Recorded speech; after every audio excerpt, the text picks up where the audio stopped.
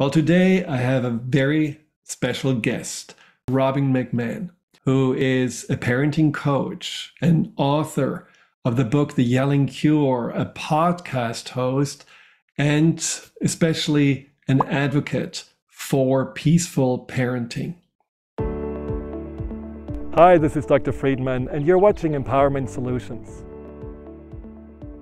Hi, Robbin. I'm so excited that you are today on Empowerment Solutions because there are a lot of solutions that you certainly have for the thousands of parents that are struggling with their kids. And as I said in the intro, all the things that you are writing about in your book are just exactly those sore spots that so many are struggling with. But what I was curious about to start with, you called yourself an angry parent. What did you mean with that? I found myself so frustrated and angry when my kids didn't listen to me. I have one who is a little extra, one who has some extra defiance, has big emotions, has explosive reactions and responses. And I didn't understand that. I didn't know why he was like that. I thought I either created it in him or that he just wouldn't listen. And so I doubled down on yelling. I doubled down on punishments and being angry. And, even thought maybe if I scare him enough, he'll listen. And I just got more and more angry. And through the work that I do now, I really needed help. And I learned what was really going on. And you know, I I understand it now and I'm not as angry. So I can get into all of that if you want, but I really was an angry mom for sure. And I hid it from so many people. But a People didn't lot want to of know. parents are angry. I think this is a phenomenon that you probably see with a lot of your clients. So, do you find over the years that parents get more angry with their children? And why is that? I don't think that they necessarily get more angry. I think that it just really depends. The way I look at parenting is you've got the child and what's going on with your child, and then you've got you and what's going on with you. And so some of us may, from the parent side of things, may be more triggered from behavior that is from your teenager. So maybe you do get more angry. It's interesting because my husband and I, as we've been parenting for 17 years together, I can see that I was more triggered when my kids were younger. I expected more obedience. I expected better listening. And now I'm not, I get them better. I understand their behavior. I understand my own triggers, my own issues. And it's my husband that actually gets more triggered because when I look at him, I've known him since we were both teenagers. And so I can see how it's his anxiety that is fueling his frustration more in the teen years because that's kind of when he went sideways, right? So I can see him being worried about his own past coming to happen to our kids now, right? If that makes any sense. Totally. So it's like a protective behavior in some ways. Don't do like I did.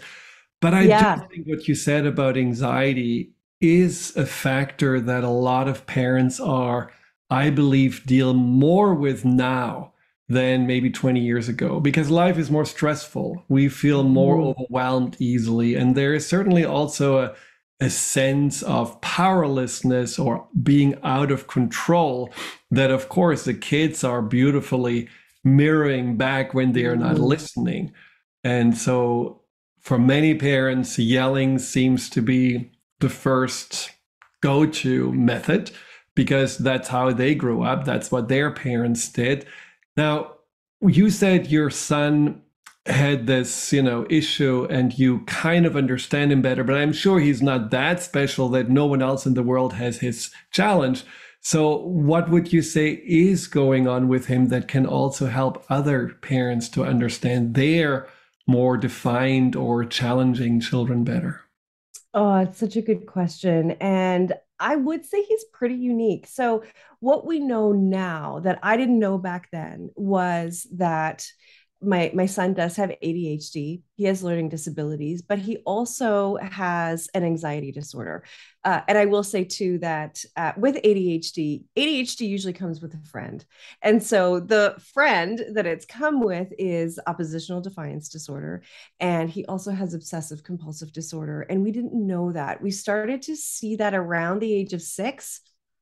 And for him, OCD has really been debilitating for him. There have been times where we've counted over 100 different things that he needs to have his rituals for.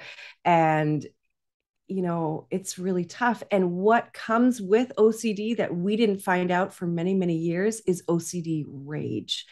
And so when he doesn't get the payoff, if you will, if the thing that he is really wanting, that he is obsessed about and can't do the compulsion, he is enraged. And we have had many, many major meltdowns with him, tantrums with him, me not understanding. Things have been really, really difficult over the years. We even took him to the emergency one time because he was so beside himself, so dysregulated. And the problem is that he's this charming, beautiful boy. So people didn't necessarily believe us. There were two sides to him. And that made me even more frustrated, more confused, and really sent me down this spiral of shame and confusion and depression because I didn't get the help that I needed. I didn't get the validation that I needed either, that this kid is really tough, but he shows up as this beautiful redheaded boy who we just love, so much. And we do love him so much. And now understanding him really helps me to be able to more peacefully parent him. But I also had some work to do on my end because he didn't listen and didn't want to go with the flow. Like I've always said that the word okay is not in his vocabulary. Like he's never like, okay, mom, he's always like, no, I'm not going to do what you say. And I had to heal my own self because in my own childhood, I wasn't heard, I wasn't listened to. And that was why that was such a huge trigger for me. Right. So he's definitely a great teacher for the whole family. Yes. And He is my greatest teacher, my greatest gift. And he's sometimes a gift that won't quit giving. He's the gift that keeps on giving, is what I want to say. Yeah, he's still a challenge, but of course he is the light of my life. Like I couldn't love anyone more than I love him. And he definitely teaches me a lot. Well, and that is, a great example of really going not into the behavioral as this is what the child is about, but really understanding more what's underneath. So listening, like you said, looking for help, trying to understand also what's really in his brain, in his mind going on. These are very important things that you certainly also help parents to consider. But in general, when you're seeing, parents with children struggling that may not have OCD or anxiety, but they still are defiant. They still say not okay. They still don't want to cooperate. You say in your book that punishment and reward, the old system, doesn't really work. It creates actually problems. So why does it not work, and what problems does it create? Well, you have to understand to begin with is that all behavior is communication.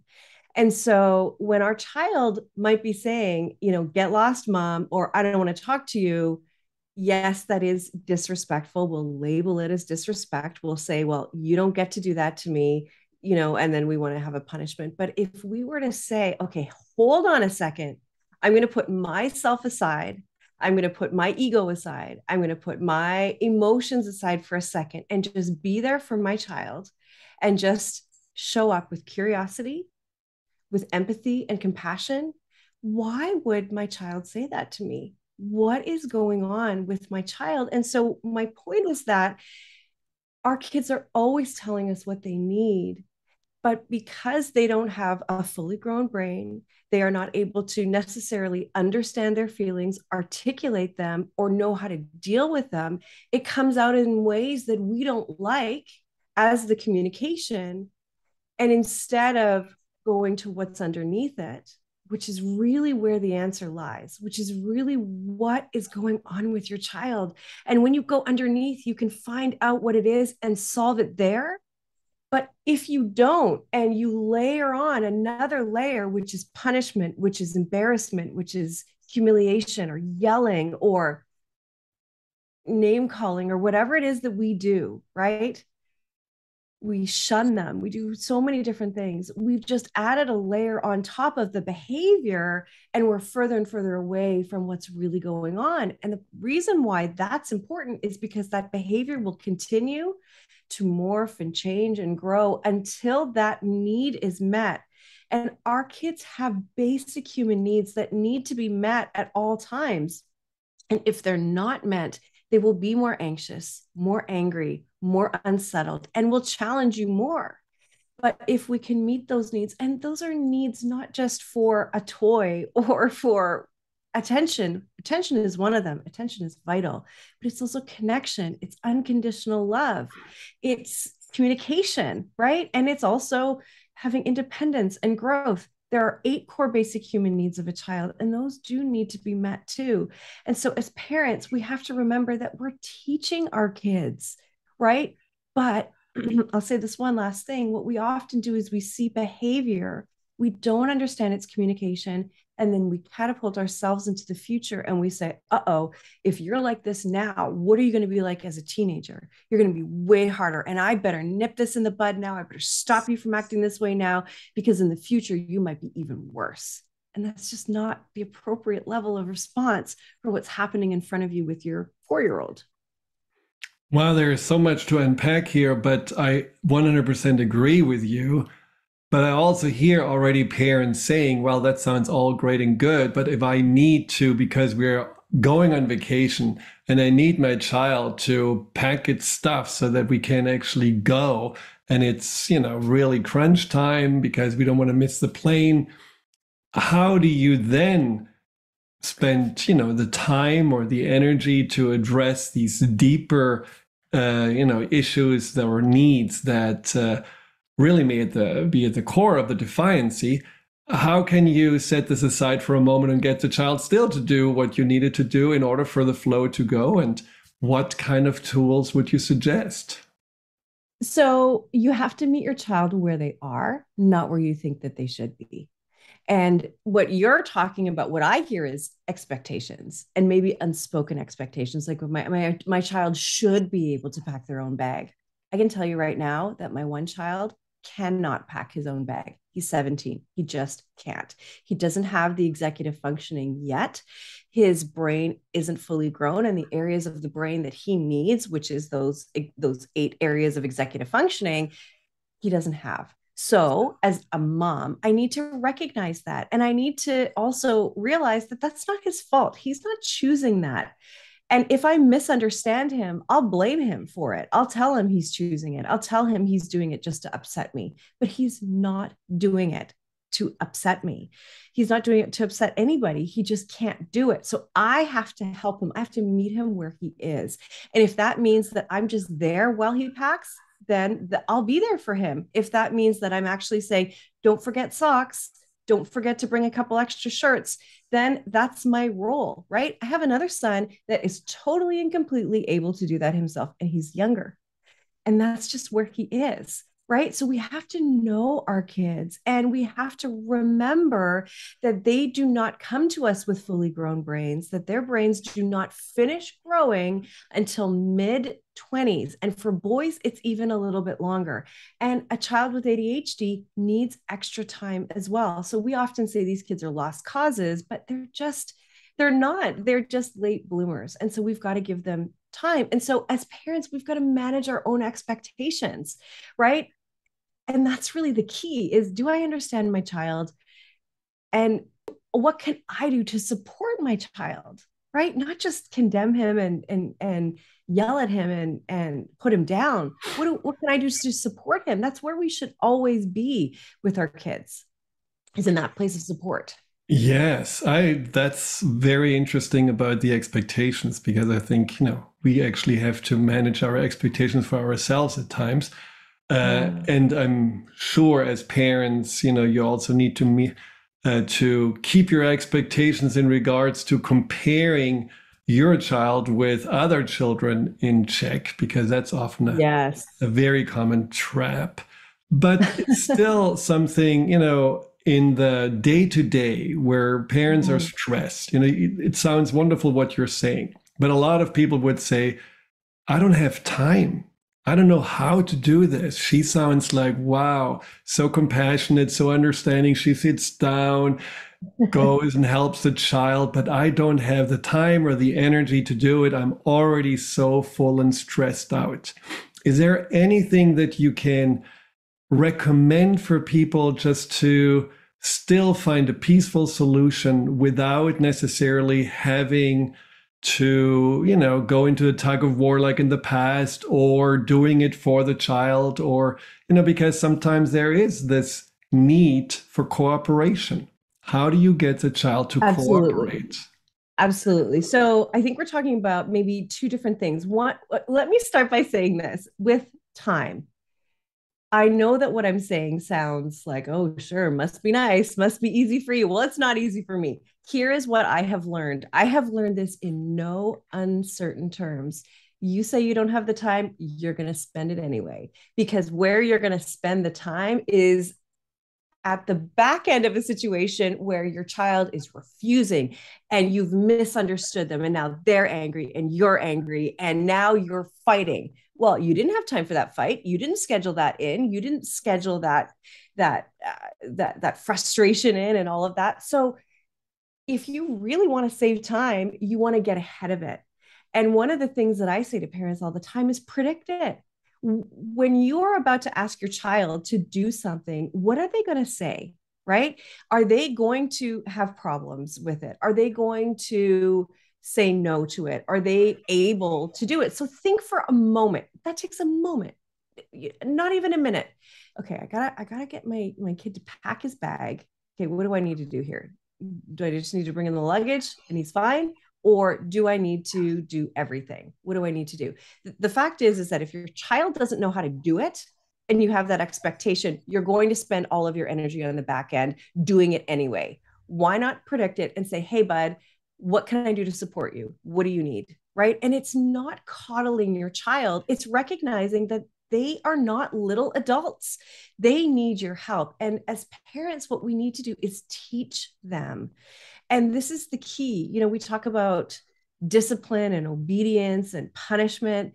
Punishment doesn't work because you don't ever learn how to influence your child. Your child is obeying for external reasons. That is punishment, being hurt physically, mentally, emotionally, right? That doesn't ever influence your child. You've never learned how to have a relationship with your child that's based on you listening to your child as much as you want them to listen to you. Right? So that's the connection piece that is vital to cooperation. If you have a child like I do who says no to everything first you have to know that my child, like I know my son is a no before he's a yes, right? So here's the prediction part. I know he's probably going to say no. So I gotta get myself ready for that, right? In just that sort of nanosecond of recognition that I know he's probably going to say no. And because I know that, the only answer, and this is for any parent, if your child says no, your child refuses, they won't do what you are asking them to do, is for you to just say, oh, okay, how come? Why? And then listen. Because you might have missed something. They might be in the middle of doing something that's really important to them that you think is stupid, that you think is insignificant. But we often disrespect our kids and what's important to them. And we just expect them to do whatever we say because we said to do it when we said to do it. And that is really disrespectful, because I wouldn't expect you to do that. I wouldn't expect you to stop this podcast right now because I need a cup of coffee and I need you to go get that, right? If I was your spouse or, somebody in your life, right? I would never expect that of you. But we do that for our kids. We can be very unfair. And so if we just say why, and your child says, because I don't want to. Oh, you don't want to. Okay. I understand that. I really don't want to take out the garbage either. I get it. But how are we going to work this out? Because it is something that I need you to do. And when our kids say no, we actually have the opportunity to connect with them in a deeper level and come to a win-win solution. But it also means that we have to ask ourselves, was that a fair ask? Is my child able to do this? If they really hate this thing, do they need to do it, or could they do something different? Right? That's really what this relationship is about. And when you build a solid connection with your child where they feel safe coming to you, talking to you, that when you ask them a question about this, like, how come, and you're willing to listen and problem solve, they know that you are a safe and caring ally for them. And as kids get older, the stakes get higher. We're talking about drugs, we're talking about alcohol and different behaviors and sexuality and all of that stuff. When they get older, the stakes get higher. And that means that if they don't have a safe parent to come to, they're going to go to somebody else. And that's what we don't want. We need to keep them safe. And past those teen years, which can be very dangerous and very scary, beyond that, we want to have a relationship with them that lasts a lifetime. And all of that starts with communication, respect, understanding, right? That's really the key to it. And that's how you get cooperation. Not parenting over, it's really parenting with. Now, you just had this little dialogue with a child about, I'm not feeling like it. So are you at some point saying, okay, I'll do it myself? And would you then say, okay, this is like giving up? Or how do you reconcile a parent who says, well, if I ever hear, always hear, I don't want to, I don't feel like it. And even if I go further and have this conversation, how will I at some point still get my child at least to cooperate and not just stay in the, I'm not feeling like it because I have better things to do? I can tell you what, when you have that connection with your child, they are much more likely to listen and do what you ask them to do because it's important to you. Now, you're absolutely right. There are kids that push your buttons. There are kids that make you feel powerless. And so that's why on the parenting side, there's two sides to it. There's what's going on with your child and what's going on with you. And if you're reacting from your place of feeling powerless, feeling angry, hurt, frustrated, you're reacting from that place. Your child is just being a child. Your child is just being whatever age they are, 7 years old, and not wanting to do that thing. But we react from our place and we go to communicate with our child, and our child is trying to communicate with us, and we completely miss the mark because we're so caught up in our stuff. And so what we have to do is we have to notice what we're saying to ourselves about the situation. The way I look at every situation is the situation isn't good or bad. It just is. My child doesn't want to do the thing that I asked them to do. So often we have a story in our heads, right? My thought, my belief, my story about my son is that he ruins everything. And I believed it. And what that does is, and I use the cognitive behavioral therapy triangle, right? Which is this invisible triangle that at the top are your thoughts about the situation that leads to your feelings that creates your reactions. And so when I would say to myself, you ruin everything, and I was angry and I was frustrated and I was resentful and I had rage and disappointment, I would go and yell at him. I would force him to do it anyway. I would say, you get your butt in the car right now, and you are going to go to that parade, and we're going to go and have fun, whether you like it or not. Right? So that's how I would respond. Right? And then I would be fuming. He would be upset. Then I'd feel bad. And then I'd say, oh, baby, mommy's sorry. She got so mad. I didn't mean to get so mad. Then it becomes about my behavior. Right? And then I'm apologizing for me. And we never got to the reason what was going on with our child in the first place, right? Which is that he just maybe needed to get more information, right? And so instead, as parents, what we need to do is we've got to recognize how sometimes we have a bias. And this is the work that I do. So this does take work. I just want to say that it doesn't magically happen. We've really got to rewire our brain, and this is rewiring neural pathways that we have, but it is absolutely possible. You can see things in a different light, and when you see your child differently, you see a different child. So a lot of this is work on our end. And so I changed my thought to, we can work it out.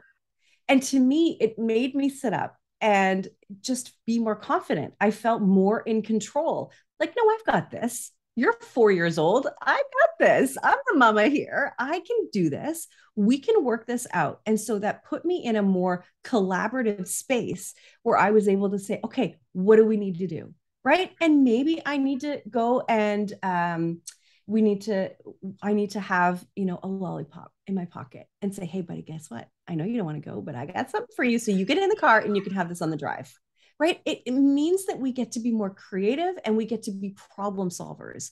And when our child says no, we really just need to look at it as a problem to be solved, not a child that needs to be reprimanded or hurt or punished.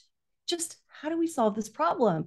And I can tell you that when you're listening to your child and you're actually letting them come up with a solution, they're much more likely to follow through with that solution because they helped to come up with it. And it feels really good to have those big giants that are our parents, those powerful people in our lives, listen to us and say, yeah, okay, we can do that. That works, right?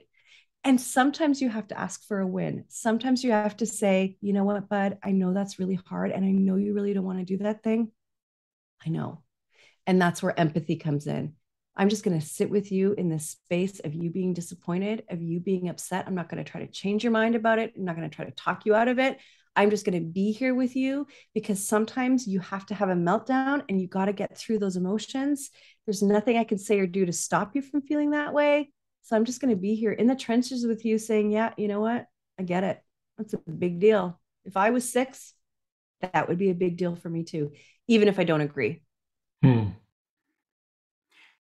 Do you have a feeling that, when there are children that want negative attention, now let's just let any kind of medical diagnosis by the side and just push because somehow they don't get enough attention. What would you recommend to the parents? Because I have several clients that are struggling with that, with a nightmare kid who always somehow, tortures these siblings or behaves badly or has no interest at, doing anything in school. Obviously, they want something. There is a need of, connection or pay attention to me, but the parents have a hard time to make the first step. What would you recommend is the first step to spending time asking questions, learning to know the child in a different way, or changing your own mindset about the child from looking at it as a nightmare just to a child that needs help? All of those things, 100%. I think what a child like that really needs is, and look, they may have extra needs, right? The need for attention just might be higher than another child's need for attention, right? So these are these sort of, intense kids, challenging kids. And I really do get those kids. That's exactly what I live with. And there's a couple of things that need to come into place. One is boundaries. A child like that needs boundaries. And so the type of parenting that I do is not to be mistaken with permissive parenting. It is peaceful parenting, but boundaries, right? And what we also need to be is a figure of stability for our kids so that when they push up against us, push up against a boundary, we lovingly hold it. And that boundary is lovingly held with empathy. That is exactly which is exactly what I just said, right? Is empathy. Like, I know you want to do that thing. I know you really want to do that thing. And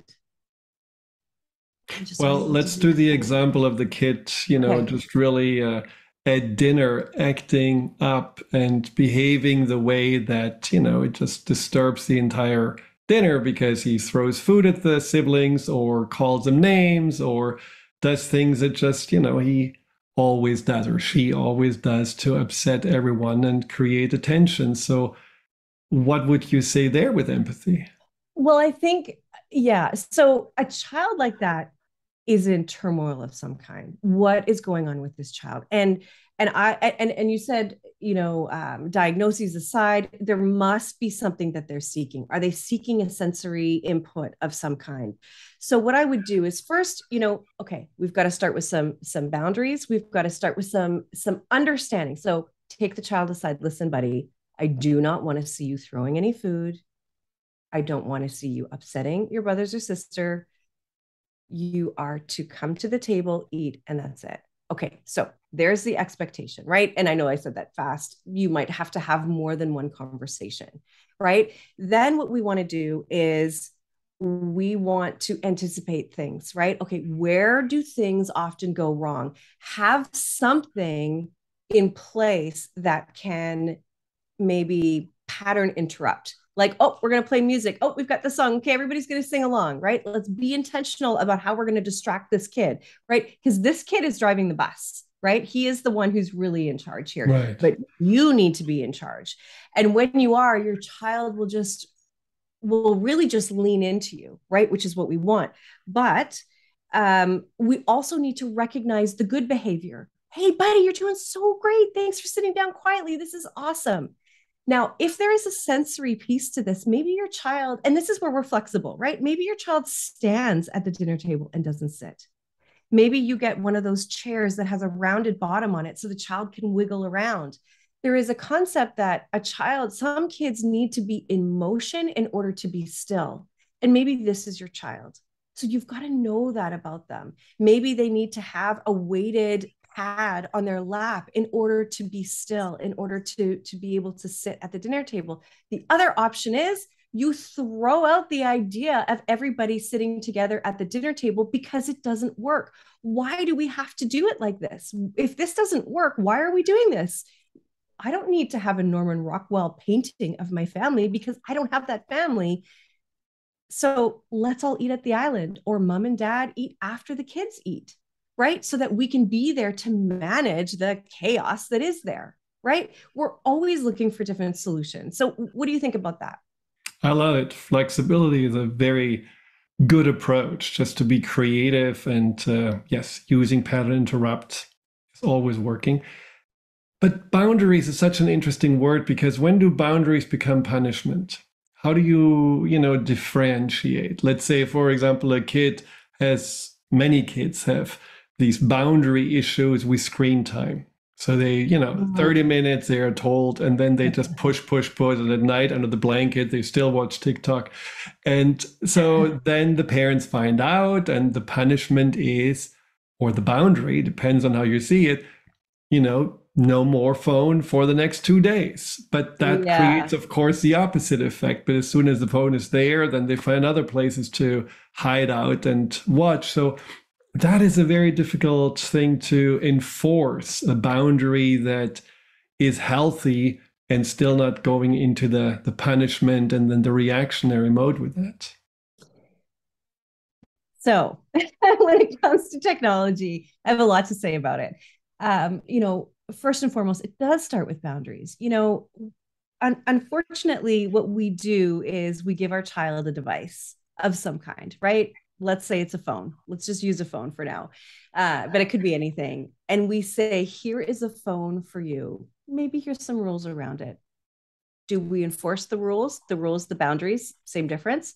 Well, not really. Rules are really, you do this or I'll do this to you. Boundaries are, this is what I expect of you. How we really observe the boundary can be flexible. But what happens is we become figures of instability with this. And this thing that we've said yes to, we sometimes say no to for no reason other than you've displeased me, right? So what we do with it is we use that phone as a way to control our child. But that wasn't part of the original agreement. That wasn't the boundary that we set, right? You displease me, you're rude to me, you don't get that phone. You are watching it late. Well, okay, that makes sense. You watch it late. Well, we're going to turn off the internet, or that phone needs to be in my room by the time you go to bed. So I don't allow that. So we've got to set them up for success with boundaries, but we also have to be careful not to use that to be to control them, because that's what happens. And then what they do is they covet it even more. It's like, well, I better get as much time as I can before mom takes it away from me. And that's not fair to do that to your child. It's not okay to do that. Right. It's the same as saying, well, you got in trouble at school or you got a C- on your test. You can't go to that birthday party. Well, what the heck does that have to do with one have to do with the other?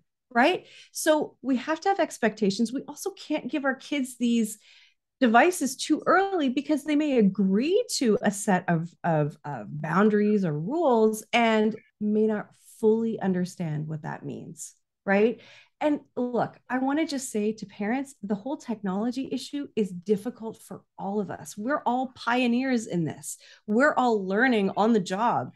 And so it is really tough. And that's why parenting today is even harder than it's ever been, because we haven't had social media and devices, impacting our kids in the past. So it is a big deal and it is difficult, but it does start with us being fair and our yeses to it, meaning actually mean yes, like, yes, it is yours to have around these parameters.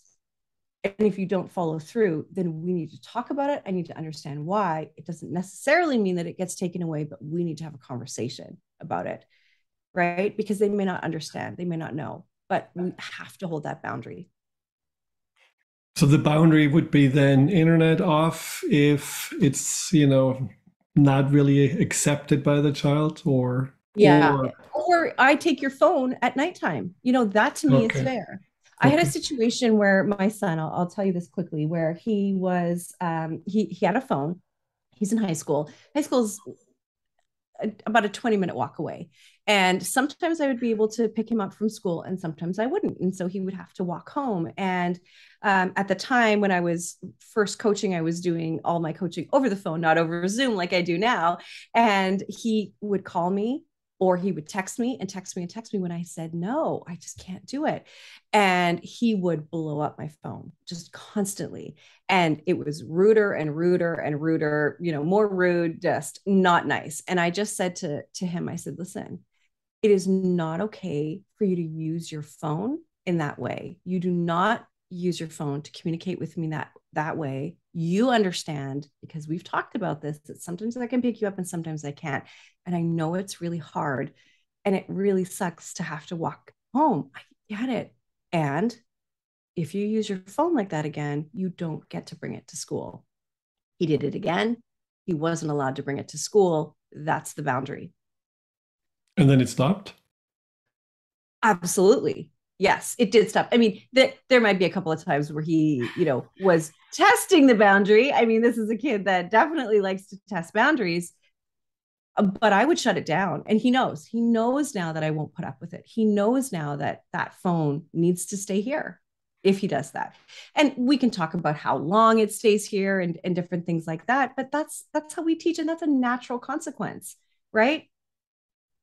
Do you feel like that our schools are doing the opposite of what you are suggesting to your parents in regards to not really listening, having high expectations? When you don't really fulfill the expectations, you get a bad grade and basically form of punishment. And so is there something that you also would say our school systems in the future would need to change in order to really help our children to be the most confident and well-rounded beings? Yeah, I really do think that there is more that they can do. I will say I love teachers and respect teachers enormously. They have been such a big key to our kids' success. And there are also so many neurodivergent kids out there that if we can default to making sure they're okay, everybody will be okay. The kids that get straight A's will still get straight A's, but the kids that need the extra help will get the extra help.